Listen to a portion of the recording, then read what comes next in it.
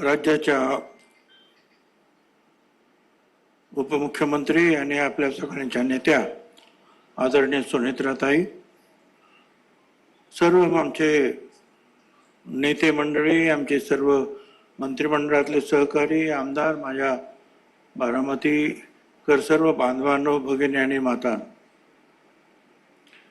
निवडणूक आता तुम्ही अनेक लढलेले आहात, जिंकलेले आहात प्रचंड बहुमता, पण या निवडणुकीची पार्श्वभूमी जी आहे ती फार वेगळी आहे.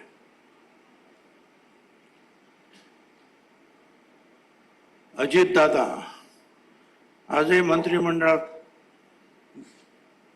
मंत्रालयात गेलं की असं वाटतं की अजित दादा इथून तिथून येतील किंवा ऑफिसमध्ये भेटतील.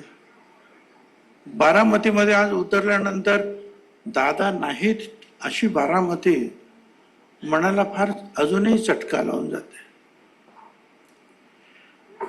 पण काही सगळ्याच गोष्टी आपल्या हातात नसतात, काही दैवाच्या हातात असतात.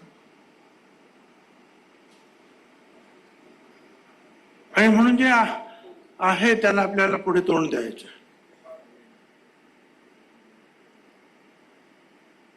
ही जी निवडणूक खरं म्हणजे निवडणूक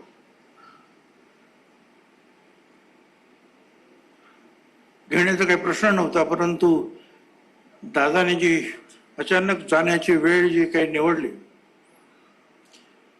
आणि त्याच्यामुळे ही निवडणूक, आणि आपण सगळ्यांनी राष्ट्रवादी काँग्रेस पक्ष असेल आणि इतर सगळ्या अनेक पक्षांनी पाठिंबा देऊन आपण सुनेत्राताईंना दादांच्याच या जागेवर निवडणुकीसाठी उभं केलंय. आपण एक लक्षात घ्या,